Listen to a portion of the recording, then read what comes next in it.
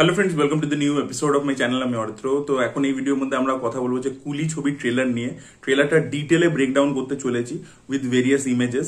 আমি বারবার লুপে ট্রেলার দেখি। দেখুন, লোকেশের ছবি মানে লোকের ইন্টারেস্ট পিকে থাকবে, সেটাই স্বাভাবিক ব্যাপার। তো ট্রেলারটা আমি বারবার দেখলাম। তো কাল থেকে অনেকগুলো থিওরিও উঠে আসছে, তো সেগুলো নিয়েও কথা বলবো। মানে ইন্টারনেটে যে থিওরিগুলো উঠে আসছে সেগুলো নিয়েও কথা বলবো এবং এই ট্রেলারটাকে আরো ডিটেলে ব্রেকডাউন করবার চেষ্টা করবো। তো লেটস স্টার্ট। তো সব থেকে প্রথমে আমি একটু বলে দিই, কালকে যখন এই ট্রেলার লঞ্চ ইভেন্টটা হয়েছে সেখানে রজনীকান্ত কিন্তু লোকেশকে মারাত্মক চেটেছে। কারণ ও বলেই দিয়েছিল যে আমি তোমাকে প্রচন্ড চাটতে চলেছি। বলছে যে লোকেশ আমাকে ন্যারেশন শুরু করেছে, বলছে sir I am Kamal sir fan. তো বলছে এটা বলেও ইনডাইরেক্টলি বুঝিয়ে দিল যে এটা খুব ইন্টেলিজেন্ট ছবি, আর আমি তো মাসি ছবি করি, তো ওরকম ছবি নয় আর কি, যে 5 লাইন ডায়লগ বলা ছবি। তো এটা বলে চেটেছে আর বলেছে লোকেশ এটা 2 ঘন্টার ইন্টারভিউ দিয়েছে, আমি একবারে কিছুতেই দেখে উঠতে পারিনি। আমি একটু দেখেছি, খেয়েছি, ঘুমিয়েছি, চান করেছি, আবার একটু দেখেছি, আমি কিছুতেই কমপ্লিট করতে পারিনি। লোকেশ এত বকবক করেছে বলে রজনীকান্ত আর কি মজা করে চেটেছে। তারপরে এটাও বলেছে যে এই ছবির যদি মেন কেউ সুপারস্টার হয়ে থাকে সেটা লোকেশ কানাগড়া, নাম্বার 1 কমার্শিয়াল ডিরেক্টর, এরকম স্টার কাস্টের কম্বিনেশন একসাথে কাজ করছে, তাই জন্য সেটা একটা বিশাল ব্যাপার। তো সেই জিনিসটা ও বলেছে, অলরেডি অর্গানিক্যালি হাইপ গ্রো করেছে, ও সেটা বলেছে আর কি রজনীকান্ত। তো রজনীকান্ত যেরকম করে থাকে খুব মজা টজা করেছে আর কি। তো এই জিনিসপত্রগুলো আপনারা যদি না জেনে থাকেন জেনে নিন আর কি। তো আপনাদেরকে সব থেকে প্রথমে আমি বলার চেষ্টা করব যে সত্যরাজের ক্যারেক্টারটা কে। তো ইন্টারনেটে যে থিওরিটা একটা উঠে আসছে যে উপেন্দ্র হচ্ছে অ্যাকচুয়ালি শ্রুতি হাসানের বাবা, বিকজ উপেন্দ্রকে আমরা ফ্ল্যাশব্যাক পোর্শনে দেখতে পাচ্ছি। তো উপেন্দ্র বেসিক্যালি শ্রুতি হাসানের বাবা, সত্যরাজ হয়তো মানুষ করেছে, বাট এটা রং থিওরি। আমি কেন আপনাদেরকে প্রুফ করে দিচ্ছি একটু পরবর্তীতে। সব থেকে প্রথমে আমরা বলবো যে সত্যরাজের চরিত্রটা কে। তো সত্যরাজ একটা টাইমে রজনীকান্তের বেশ ভালো বন্ধু ছিল, তাকেও হয়তো ফ্ল্যাশব্যাক পোর্শনে আমরা দেখতে পাবো, অন্য কোনো লুকেও হতে পারে। এবার সে নিজের, তার মেয়ে হচ্ছে শ্রুতি হাসান, বা শ্রুতি হাসান হয়তো নিজের মেয়ে নয়, বা এটাও হতে পারে যে ও অনেকগুলো মেয়েকে যারা হয়তো অনাথ বা কিছু, তাদেরকে একসাথে রেখে মানুষ করে আর কি। একটা দেখবেন ছবি, মানে একটা পার্টিকুলার শট আছে সাথে ছাদের ওপর নাচছে, করছে, অনেকগুলো মেয়ে দাঁড়িয়ে হাততালি দিচ্ছে, শ্রুতি হাসানও তাদের মধ্যে রয়েছে। তো হয়তো এদেরকেও মানুষ করেছে, ঠিক আছে। এবার সত্যরাজ, আপনারা যদি মনে করুন যে প্রথম যে পোস্টারটা এসেছিল, পোস্টারে আমরা কি দেখছিলাম, সত্যরাজ একটা ওয়ারের মধ্যে থেকে গোল্ডের কিছু পাচ্ছে, ঠিক আছে। তো তার মানে সত্যরাজ এটা ডিসকভার করছে যে ওই পোর্ট এরিয়া বা কিছু ওটার রিলেটেড কিছু একটা স্মাগলিং র্যাকেট চলছে, যেটা হয়তো গোল্ড ওয়াচ নিয়ে হতে পারে বা কিছু। এবার এটা জানার পরবর্তীতে ও কিন্তু ও যে প্রফেশনে কাজ করে ওটা চেয়ার ডিসকভার করেছে, ঠিক আছে। সেই চেয়ারটাতে কাউকে বসিয়ে ইলেকট্রিক শক দিয়ে পুরো গায়েব করে দেওয়া যায়, এইটা আর কি ও ডিসকভার করেছে। এবার সেইটা মানে পুরো পুড়িয়ে দেবে আর কি, পুরো মানে ডিস্ট্রয় হয়ে যাবে, কোনো অস্তিত্বই পাবে না আর কি। তো এইভাবে কিন্তু ও এই মানে এ যে গ্যাংটা, শোভিন শাহির যে গ্যাংটা চালায়, দয়াল, মানে অ্যাকচুয়ালি দয়ালের উপরে রয়েছে হচ্ছে সাইমন। এবার সাইমন বাইরে থাকে, সাইমন ওখানে নিজে থাকে না। এবার হয়তো দয়ালের গ্যাংয়ের বিভিন্ন লোকেদেরকে সত্যরাজ মারতে শুরু করে, বিকজ দেখবেন এই যে চেয়ারটা আছে, চেয়ারটায় বসে, চেয়ারটাতে বিভিন্ন লোককে শ্রুতি হাসান দেখবেন এই যে ঠেলে ঠেলে কিছু একটা লোককে নিয়ে আসছে, এরকম মাল্টিপল লুকে আপনি শ্রুতি হাসানকে দেখতে পাবেন। তো বাবা আর মেয়ে মিলে, মানে মেয়ে মানে পালিত মেয়ে হতে পারে, আর দেখবেন বারবার এই লিভারটাকে পুশ করছে হচ্ছে সত্যরাজ। অনেকগুলো শর্টসে আছে যে লিভারটাকে পুশ করছে। তো বেসিক্যালি এরা একজন একজন করে ওদের গ্যাং মেম্বারের লোকেদেরকে মারতে শুরু করে। এবার এই ব্যাপারটা শোভিন দেখছে যে ভাই আমার গ্যাংয়ের লোকেরা উদাও হচ্ছে কি করে। এবার ও ইনভেস্টিগেট করতে শুরু করে, দেখবেন শোভিন বিভিন্ন জায়গায় যাচ্ছে, একটা বিল্ডিং এ গিয়ে চিৎকার করছে। তো যেরকম ফাহাদ ফাজিল ওখানে ইনভেস্টিগেট করছিল ফার্স্ট হাফে, এখানে আমরা দেখতে পাবো শোভিন একটা ইনভেস্টিগেশনের মতো করছে, করে ফোরে, ও যেহেতু নাগার্জুনের রাইট হ্যান্ড, করতে করতে করতে করতে ও এবার সত্যরাজকে ধরে ফেলছে। তাই জন্য দেখবেন একটা শট আছে যে একটা লোকের গলায় কিছু ইনজেক্ট করা হচ্ছে, তার নার্ভের মধ্যে ছড়িয়ে যাচ্ছে। ওই চেয়ারে বসানোর পরবর্তীতে ওইটা ইনজেক্ট করতে হয় এবং তার পরবর্তীতে ওকে শক দিয়ে মারতে হয়। এবং একদম প্রথম শটে দেখবেন ওই যে চেয়ারটার ব্যাপারে যখন বলছে, কারোর পায়ে একটা লিভার লাগানো হচ্ছে, হাতে লাগানো হচ্ছে। তো বেসিক্যালি যেটা হয়েছে যে শোভিন যখন জানতে পেরেছে সত্যরাজ ধরা পড়ে গেছে, ওই যেটা যাকে ওই যে বসাচ্ছে চেয়ারে হাত পা আটকাচ্ছে, ওটা সত্যরাজ।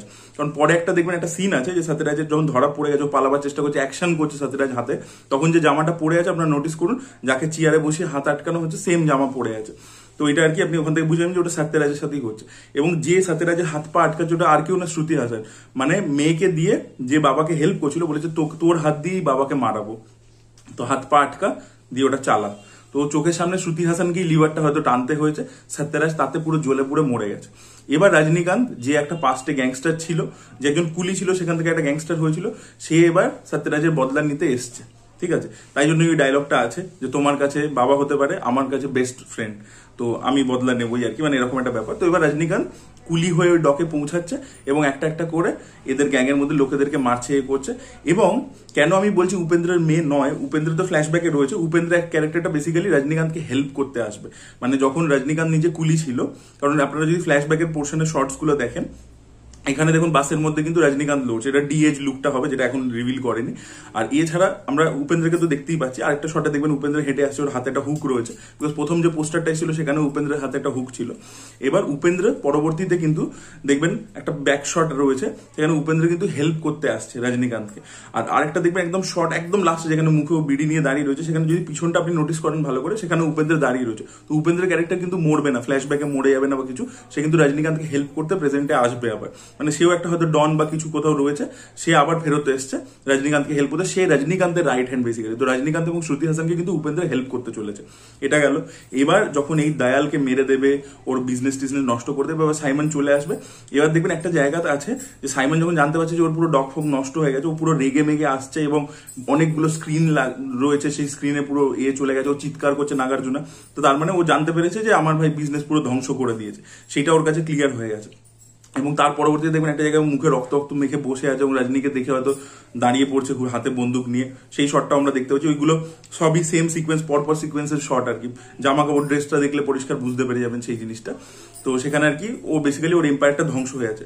তো নাগার্জুনা কিন্তু মেন ভিলেন, তাকে মেরে দেবে। তার পরবর্তীতে আমির খান আসবে, যেটা হচ্ছে দাহার ক্যারেক্টারটা, যে হচ্ছে এই নাগার্জুনারও বস। এবং কেন আমি বলছি যে লাস্ট যে শটটা যেখানে ও বিড়ি নিয়ে হাঁটছে, সেটা যদি এ পাশে মানে লেফট প্রোফাইলের শটটা দেখেন, দেখবেন সামনে একটা টেবিল রাখা আছে যার মধ্যে ওয়াইন গ্লাস ইত্যাদি রয়েছে।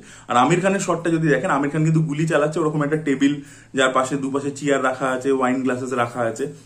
তো আমির খান যখন দেখা করতে আসে নিজের লোকেদের সাথে, তখন ওরকম একটা দাওয়াত টাইপের দেয় এবং সেখানেই হয়তো রজনীকান্ত ঢুকবে উপেন্দ্র, শ্রুতি হাসান সবাইকে নিয়ে, এবং ওখানে আমির খানকে চ্যালেঞ্জ করে যাবে যে ভাই তুই এটা বন্ধ কর, না হলে তোকে শেষ করে দেবো। বা হয়তো অ্যাকশন হতে পারে, সেখানে হয়তো আমির খানকে মেরেও দিতে পারে বা কিছু হতে পারে। তো সেটা হয়তো যাই হোক হতে পারে, সেটা দেখা যাক কিভাবে ওরা পুল অফ করে। বাট ওটা একদম ক্লাইম্যাক্সে হতে চলেছে এবং ওটা প্রেজেন্ট ডেতেই হবে। ওটা পরিষ্কার হয়ে আছে যে আমির যখন ফিরবে, মানে সাইমনের মৃত্যুর খবর পেয়ে আমির যখন আসবে, তখন আর কি রজনীর সাথে ওর ফেস অফ হতে চলেছে।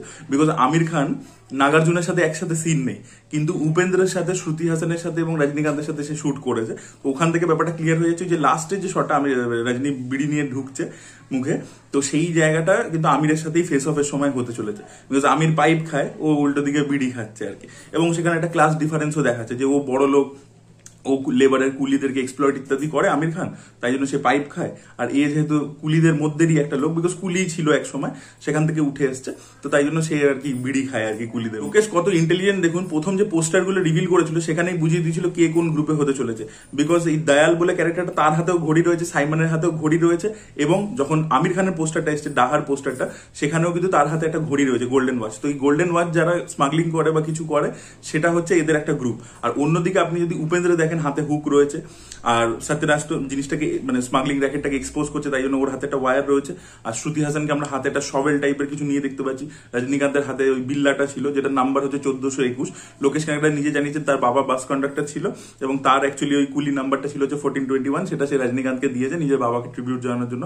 আর আমরা সিনেমার মধ্যে মানে ট্রেলারের মধ্যে একটা বিল্লার শট দেখতে পাই, সেটা মনে হচ্ছে উপেন্দ্রের আর কি, সেটা আর কি 500 সামথিং আর কি, 5000 সামথিং একটা নাম্বার। তো সেইটা আর কি উপেন্দ্রের বিল্লাটা হতে গল্পটা মোটামুটি এরকম হতে চলেছে যে সত্যরাজ প্রথমে জানতে পারবে স্মাগলিং র্যাকেটটার ব্যাপারে, ও নিজেই অ্যাকশন নেবে। ও হয়তো প্রথমে কমপ্লেন করবে, দেখবে কিছুই হচ্ছে না, পুরো সিস্টেম করাপ্টেড। ও অ্যাকশন নেওয়া শুরু করবে, ও আর শ্রুতি হাসান মিলে এদের গ্যাংয়ের লোকেদেরকে একজন একজন করে গায়েব করবে। তারপরে সবিন জানতে পারবে, সবিন এবার শ্রুতি হাসানের হাতেই ওকে মারবে। তারপরে রজনীকান্ত আসবে, দেওয়া এসে রজনীকান্ত ওর হয়ে বদলা নেওয়া শুরু করবে। তারপরে আমরা রজনীকান্তের ফ্ল্যাশব্যাক দেখতে পাবো, যেখানে আমরা উপেন্দ্র ও কে কি ব্যাপার সেগুলো দেখতে পাবো। উপেন্দ্র আসবে ওকে হেল্প করতে। তারপরে এরা সবাই মিলে এর পুরো এম্পায়ারটাকে ধ্বংস করে দেবে, আমাদের নাগার্জুনের এম্পায়ারটাকে, সাইমনের এম্পায়ার। সাইমন খেপে যাবে, সাইমনও মারা যাবে রজনীর হাতে। এবং তার পরবর্তীতে আমির খান আসবে, ডাহার ক্যারেক্টারটা, যার সাথে ফাইনাল ওর ফেস অফটা হতে চলেছে, যেটা গুজরাটে মনে হয় শুট করা হয়েছে। তো এই আর কি মোটামুটি গল্প হতে চলেছে বলে আমার মনে হচ্ছে ট্রেলার দেখে। আপনাদের কি মতামত, আপনাদের কি মনে হচ্ছে, আপনারা কিছু নোটিস করেছেন কিনা অবশ্যই কমেন্টে লিখে জানাবেন। এই ভিডিওটা ভালো লেগে থাকলে লাইক করুন, শেয়ার করুন, চ্যানেলটিকে সাবস্ক্রাইব করতে ভুলবেন না। বাই।